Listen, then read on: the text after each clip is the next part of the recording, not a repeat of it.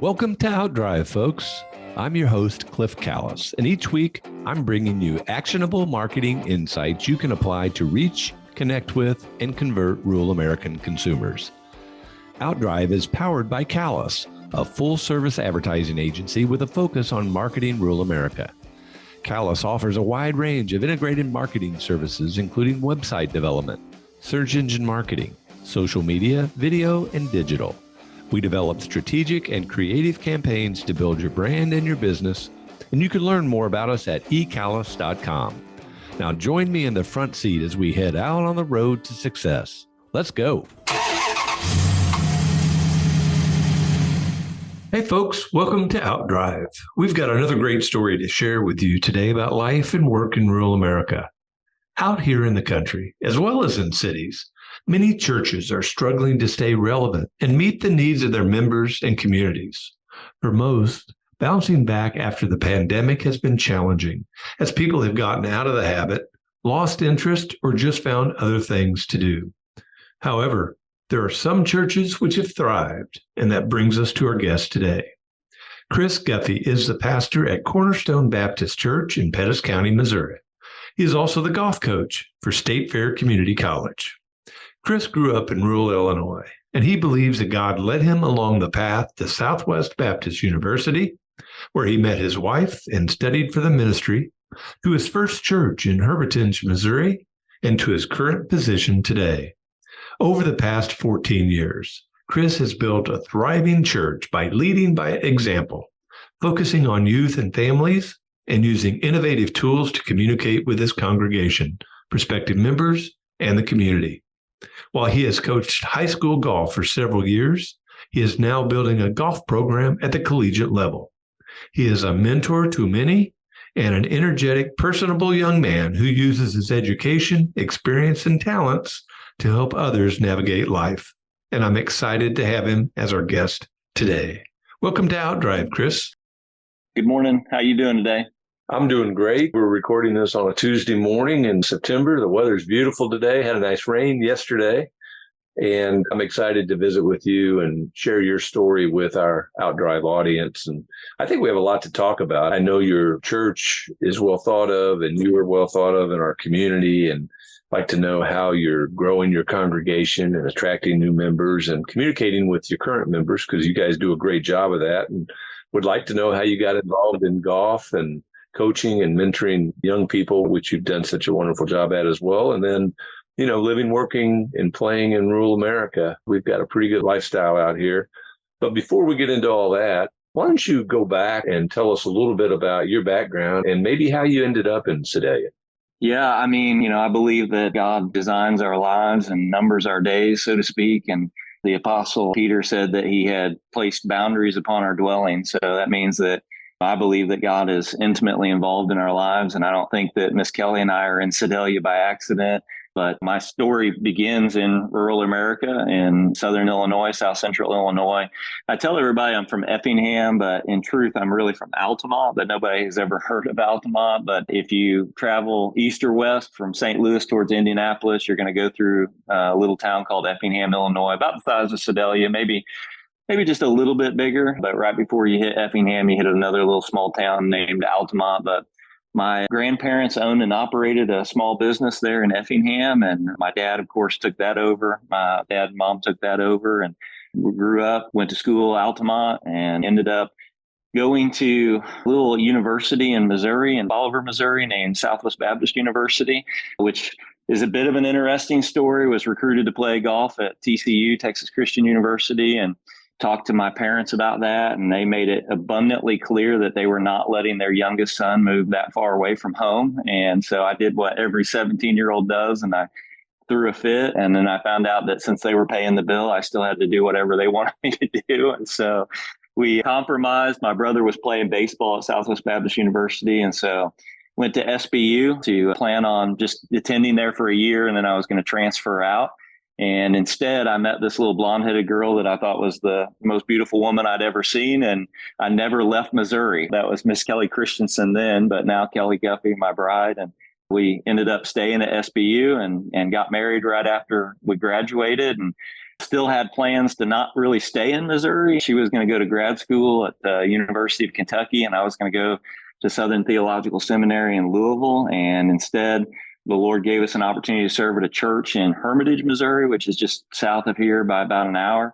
We went there for 4 years. And then in 2009, opportunity was extended to come and submit my resume in Sedalia at Cornerstone Baptist Church. And so we just felt like that was the Lord's leadership in our lives. And so we did that. And to be honest with you, on paper, growing up in a small town, growing up in the church environment I grew up in, Cornerstone probably was not an ideal fit, so to speak. And yet we just felt like that was where the Lord was leading. And so we ended up in Sedalia and kind of thought we'd be here for like 4 or 5 years and then see what happened next. And instead, we've been here for 14, getting ready to work on our 15th year. And we started having a family here, and we've got 3 beautiful kids. We've got Isaiah, who's 12, Zariah, who's 8, and Georgia, who's 5. And once you start establishing roots and you have a family and those things, we just really haven't looked to ever go anywhere else since. We've just really loved Sedalia. We've made it home. We love the people here. Every town's got its unique attributes, so to speak, quirks and things like that. But Sedalia's just been good for our family. It's been a good environment. It's a safe environment to raise our kids in. I always tell my golf recruits at the college that it's a big enough town that pretty much everything you need is here, yet it's small enough that you know most everybody or you get to know most everybody. And so we've just really enjoyed our time and made this home. And so just stayed here and we love it. And until the Lord says that we need to do something different, we're just going to stay right here and plant it in Sedalia. Well, you're a great fit for our community, and I appreciate you sharing that story. I'd never heard that and have always wondered, how'd you come here? And I didn't realize you've been here for almost 15 years now. Did you always believe you were going to be in the ministry?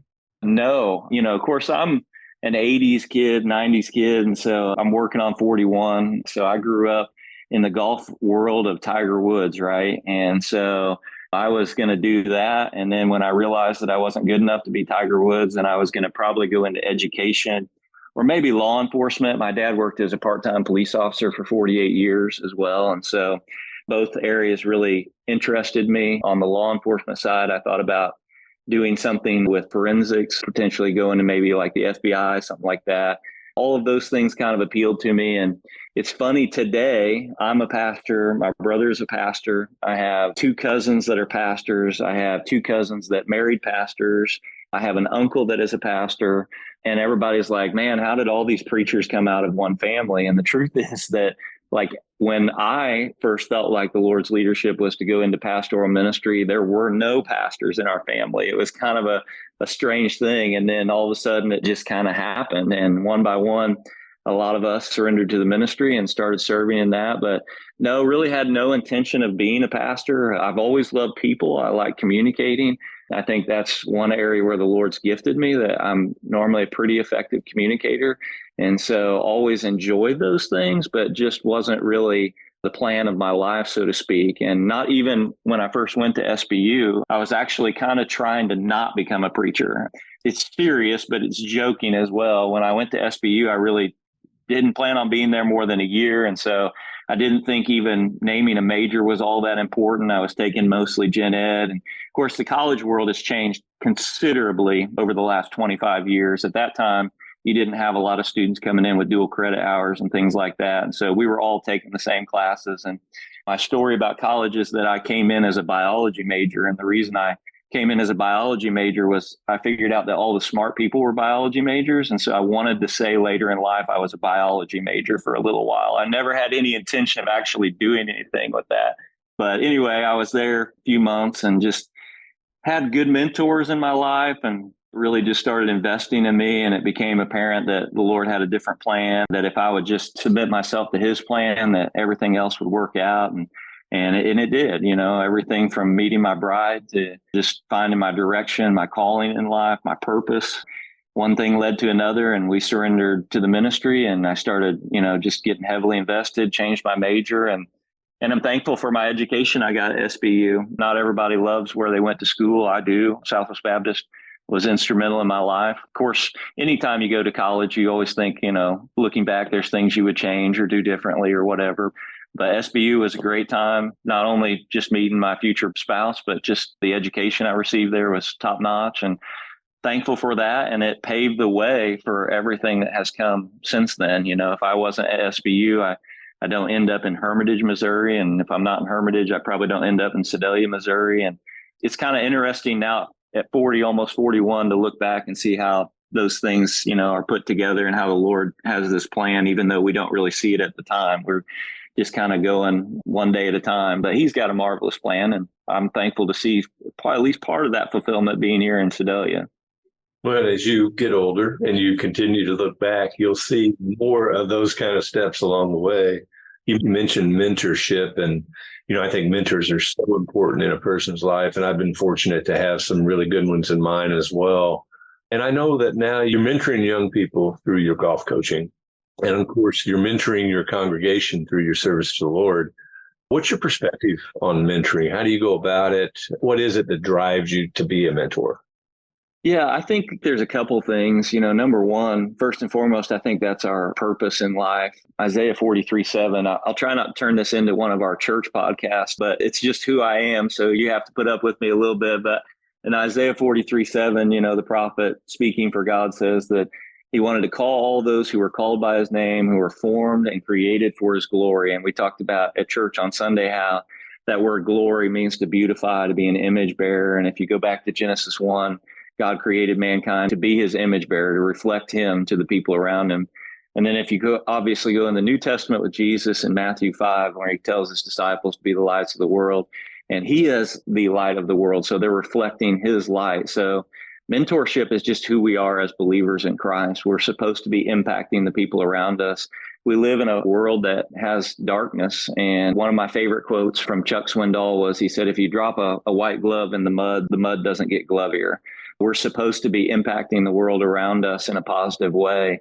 We're supposed to show God, to image him to the people around us. And that's really what mentorship is. It's just showing them who Christ is. And I tell my golf recruits that, I'm a pastor, and I say, I hope that doesn't make you too nervous. I won't try to cram anything down your throat. Christianity is the one major religion of the world that allows for belief and disbelief, meaning every other major religion of the world tries to force ultimately commitment, and Christianity believes in the moral responsibility of the individual to believe or to disbelieve, and then obviously has ramifications as a result of that. And so I tell our golf recruits, listen, I'm not going to force you into anything. At the same time, my faith is obviously a large part of who I am, and so I can't separate it from me. And so what I hope that I do when you come here is I hope that I not only make you a better golfer and give you the opportunity to leverage your God-given ability for a high quality education that doesn't cost you anything,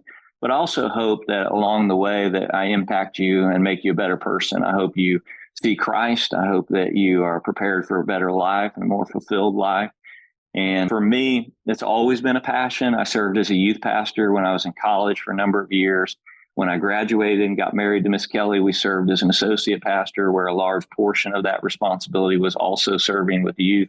When we came to Cornerstone Baptist Church, we set up a mission statement that is to know Christ and to make him known through the transformation of the next generation. And so my heartbeat has just really always been for next generation, for students, specifically junior high, high school, college age.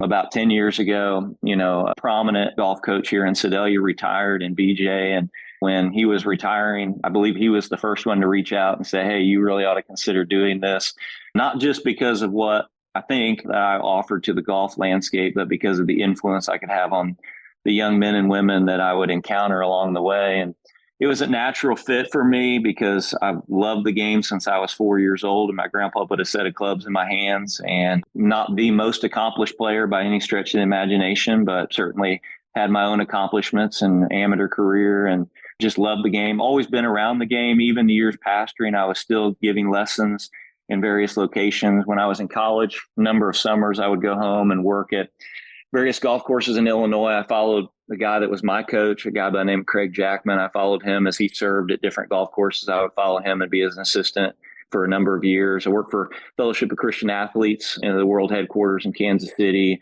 And so just always around the game, loved teaching the game. And it became kind of a natural fit where hopefully we were not only teaching the game, but influencing students.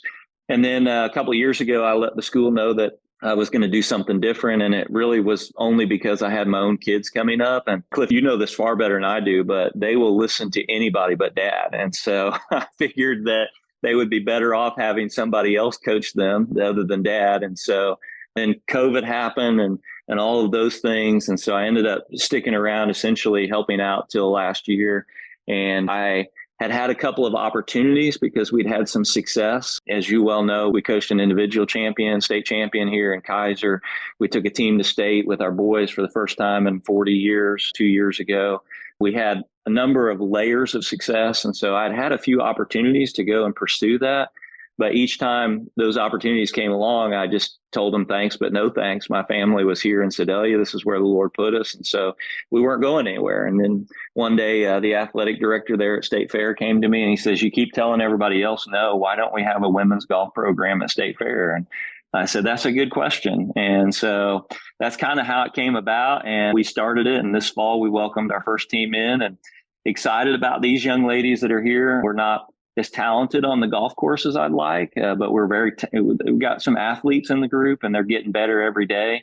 And we're building a program. And next year, we've got some more solid recruits coming in and excited about where we'll be next year, but just kind of taking it one step at a time and enjoying the ride, so to speak. And that's me in a nutshell, too. I just really love being on the forefront of things. And I've expressed it to my church like this. I'm a builder by nature. I like to take something that doesn't exist and bring it into existence. I think that's one of the ways the Lord's called me and gifted me, whether it be at the church, building buildings, remodeling, whether it be building a ministry and a mission. It's just kind of who I am. I really am not that guy that enjoys going into something that's already perfect and just maintaining it. I'm the guy who would rather go into terrible situations and build them from the ground up.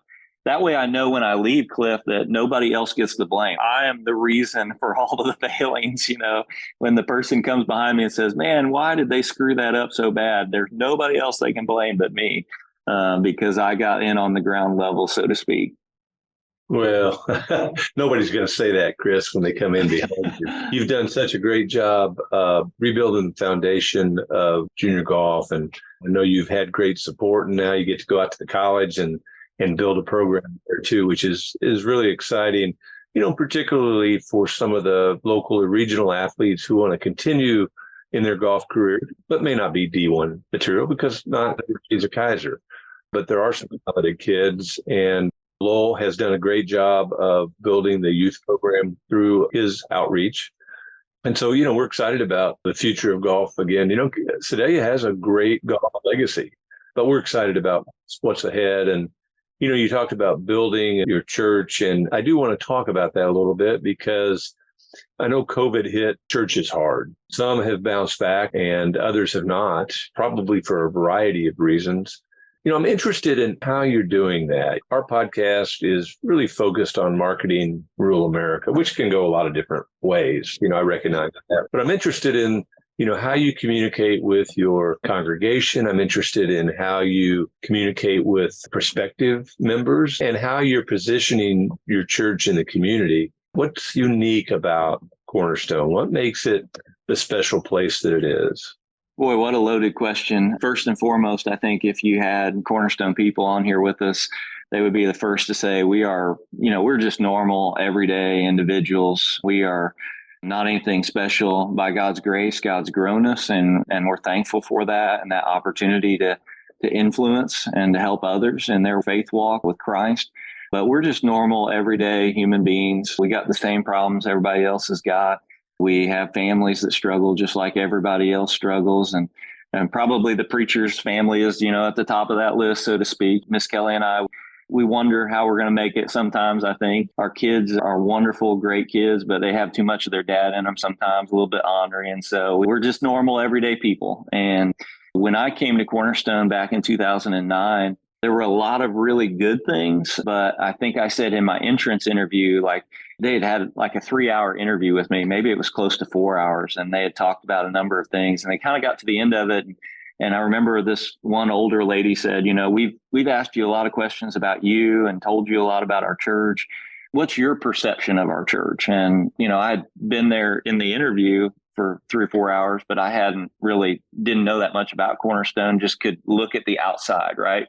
And that's the first impression everybody gets. And so I talked about flower beds not being maintained and just little things that you notice. And I said, this is a church that has a wonderful ministry, but doesn't seem to kind of have the details down, doesn't seem to have things really put together in a real orderly fashion. And there was like this collective pause where everybody was like, that's probably accurate. And so when I came, my first ambition was really to start working on details, to try to get to the finer points, simplify things, not feel like I think it would be fair to say that the ministry approach to that point had been kind of throw everything against the wall and see what sticks. And that's not who I am as a person. I'm much simpler than that. And so we just started kind of trying to simplify things and figure out what are we good at.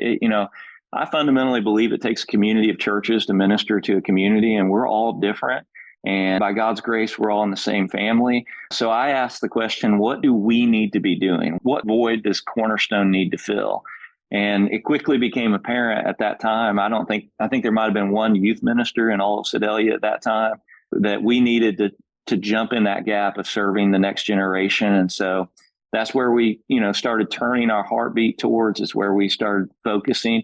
Doesn't mean that we didn't like older folks. We've got a number of older folks in our church, but it just means that we turned our focus toward spending our resources, our energy, and our time towards reaching the next generation for Christ. And so we started doing that. And by God's grace, we started growing a little bit. I think there was 117 or something like that my first Sunday at church. And if you've been with me over those 14 years, you know that my very first sermon series. Now, I was 26 at the time, Cliff, so I was young and dumb, didn't know no better, but I preached on giving. And I chased like 30 people away from the church immediately because they're like, hey, I don't want to hear sermons about tithing, right? And so I'm sure that some deacons and others were like, oh my gosh, what did we do in hiring this guy? But I just said, hey, let's be faithful. Let's trust the Lord and see what happens. And we started growing a little bit. I would say we were, 150 within a year, and then closer to 200. And it just kind of kept growing from there, to where in 2015, we voted to build a new building, a new sanctuary. And so we added that, and we had developed a master plan of where we wanted to go. By God's grace, we just were able to continue to grow. I was able to surround myself with people a lot smarter than me, that were really gifted in certain areas that I wasn't gifted. I'm not a musician. I love young people and I communicate effectively, but I realized that I'm the old guy in the room, which I didn't used to be. And so we surrounded ourselves with people who were really good at student ministry.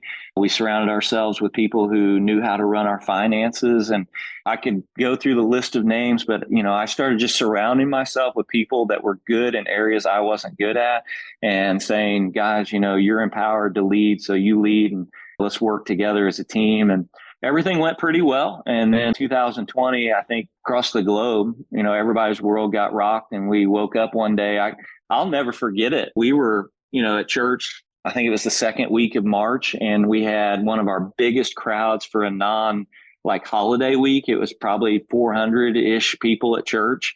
And then the next Sunday, I think it was the third Sunday in March, is when everything had just kind of blown up, and we had 75 people at church. As long as I live, as long as I'm in ministry, I'll never forget that day, because it was just like, what happened? I'm not a guy that watches a lot of the news. I watch enough to stay informed.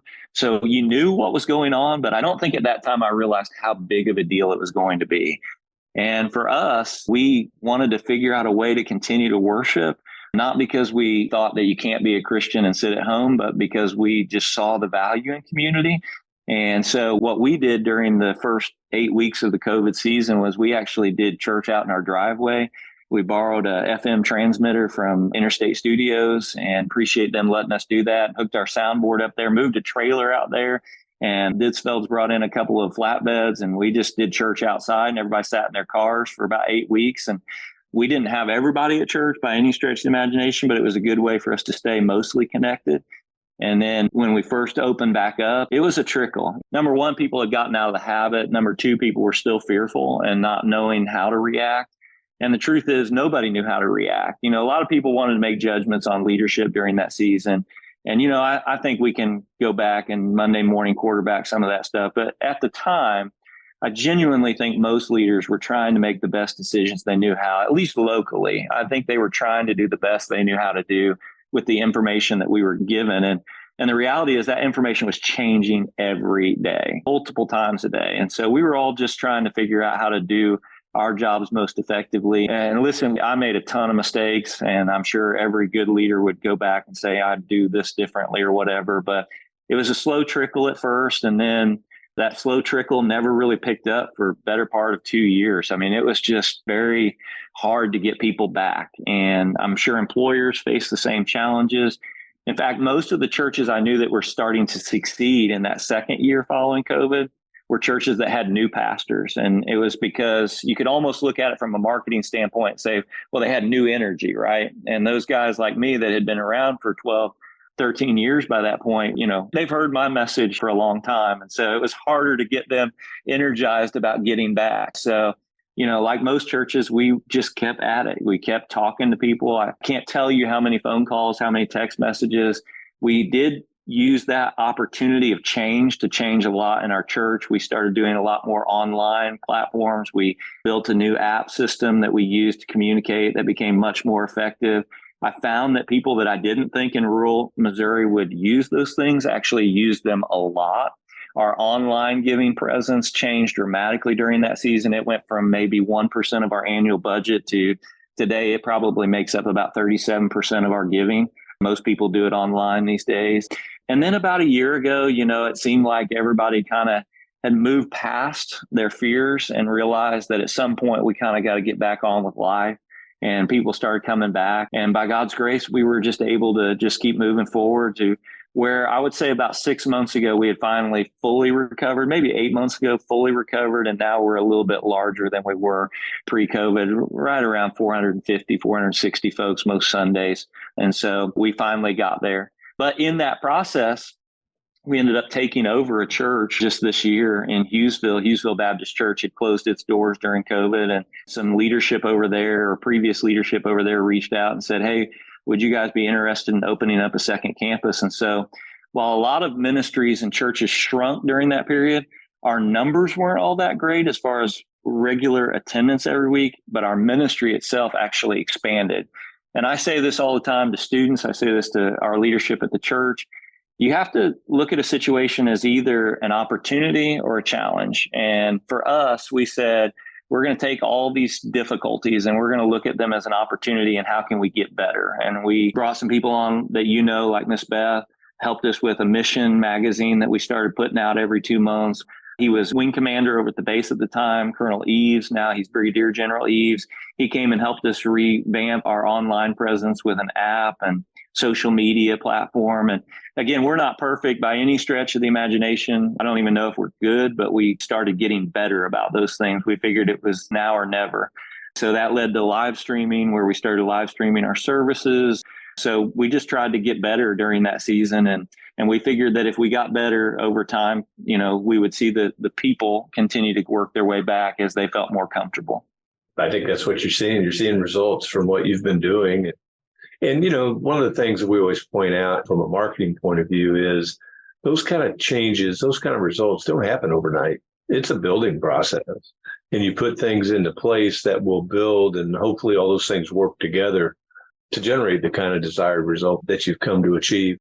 Well, I've been impressed with what you guys have done. And we get out there from time to time to vote, which I think is brilliant, to open your church up to our neighborhood, to our community in Western Pettis County, to be able to come out there so that maybe the next time we come back, we're a little bit more comfortable. I think that's a lot of it, Cliff. I mean, to be honest with you, I think that most of the people that we have gotten connected over the years, they love the Lord first and foremost, but second of all, they were just looking for everyday, real church, so to speak, real life, and the opportunity to connect with other believers who were walking through similar situations in life. I think one thing that COVID did really well is that it kind of exposed what's fake and what's real. And I think people started looking for something that's real. And by just doing simple things like opening up your church for voting, or we had a program where we were helping out the local schools with Christmas gifts and things like that. I served as a high school coach. Any opportunity we looked at to meet people where they were at and get involved in their lives and have them meet us at that level seemed to help us, because then it wasn't so much, hey, come and see a show on a Sunday morning. It was, come be a part of our family and let us be a part of your family. And that works for most people. God created us as social people. And so that connection is what made us come together. What you just described is fundamental to all the digital marketing that's going on today. And, you didn't describe digital marketing. You described your approach to connecting with your community and with the neighborhood and with your membership. But, for digital marketing, we tell people, go where your people are. And if they're on Facebook, that's where you ought to be. If they're reading the newspaper, that's where you ought to be. So I think what you described there is the kind of the fundamental approach to effective marketing today. And obviously you're seeing the results of it. Well, to kind of wrap it up, I want to do a couple things really quickly. If somebody's interested in learning more about your church, where would they go to find information? Yeah, so we have two things. There's an app platform that a lot of people use, not just churches, but it's called Planning Center. And if they go to download that app on their phone and then search Cornerstone Sedalia, they'll find us, or Cornerstone Baptist Church Sedalia. They'll find us there. And then, of course, first and foremost, I should say we have a website, www.cornerstonesedalia, just one word, cornerstonesedalia.com, cornerstonesedalia.com, and you'll find loads of information there. We have a YouTube channel that a lot of folks subscribe to, and of course we're on Facebook and Twitter. Twitter is an area where we probably need to get a little bit better, to be honest with you. In fact, I was thinking as I was getting ready to say that, I wonder when's the last time we updated something there, but Facebook is updated with regularity and always stuff being published there. And then they can always reach out to us by email, office@cornerstonesedalia.com, and glad to answer any questions we can. And, I love getting to know people, Cliff. And so if they'll reach out, my standard line is, I'd love to go eat lunch with you. You pay and I'll pray, and we'll get to know each other a little bit better. And that's normally how we introduce folks to our church. Well, I'll take you up on that one of these days. So folks, if you're interested in hanging out with people that are just like you, you know where to go. So last thing, and I always like to ask our guests this because I think it's really important to our ministry, which is, sharing what a great lifestyle we have in rural America, and hope that people will hear our message and our story and come share their lives with us. When I say the words rural America, Chris, I know you were born, raised, now live. What kind of thoughts and images come to your mind? Well, probably like most, I think of my family. I think of our farms. My grandpa Guffey never had more than a junior high education. His dad died. I believe there was 9 siblings, and his dad died when my grandpa Guffey was, I think, 10 years old. And so he, at that time, dropped out of school and started working on the farm, and taking care of would be my great grandma. And then World War II breaks out and he goes and serves in the Pacific and the Army. And my grandpa File, from my mom's side, raised on a farm, lived on a farm, served in the Navy in World War II, came home, bought a farm. I just think of my family. I think of our heritage, and I think of that history there. And when I think of my family, I think of, imperfect people, but really good people, people that are honest, that work hard, that will give you the best that they have, and will take a shirt off their back to give it to their neighbor if necessary. I think of their generosity, and I think about how they drive the world's economy, when it comes to putting food on our table and raising up, in my opinion, some of the great leaders that our country's ever had. So many of them just come from rural America, whether it be in our military and our armed forces, whether it be in the highest halls of Congress. Some of the best leaders our country's ever had have been rural America people that were raised, that understood what it meant to give a good, hard day's work and to serve their fellow mankind. And so, yeah, I just think of my family. I think of that heritage that God has blessed me with. And I think about the cornfields. And sometimes I think about having to go and bale hay with my grandpa in those hot summer months, which I'm thankful at 41, I don't get asked to do that anymore. But I think my son should get that experience. So maybe somebody listening will call me and let him come help them next year. But yeah, I just think about all those experiences and that heritage. And where else would you want to raise your family? I mean, we talked about COVID earlier. I'm thankful I was in Sedalia during COVID, because while our lives were disrupted a lot, the reality is that it paled in comparison to living in a more urban environment. We still got on with our jobs. I'm sure you did. We did. I still had to get up and go to work and visit with folks and be invested in them. And we made it through that season. There were a lot of challenges, but in rural America, we just kept on going because we can't stop here. We have to keep going. And so I just think of imperfect, but really great people. Very well said. We have it pretty good out here, don't we? Yeah, we do. Most definitely. Chris, thank you for being with me today. My privilege, man. Thanks for inviting me. And sorry that the Baptist preacher probably made you record way more than you're normally used to. That's going to be a great episode. I appreciate you being on. Folks, thanks for listening to Outdrive. I hope you've enjoyed our visit today with Chris Guffey, pastor of Cornerstone Baptist Church, golf coach at State Fair Community College. Come back again next week, and I'll take you down the roads of rural America, where it's heaven on earth. Thanks for taking a ride with us on Outdrive. This episode is complete, so head on over to ecallis.com for more insight you can apply to help drive your business growth. And be sure to sign up for our free monthly e-letter, Outthink, for even more helpful content about marketing to rural America. Have a great day and keep on driving.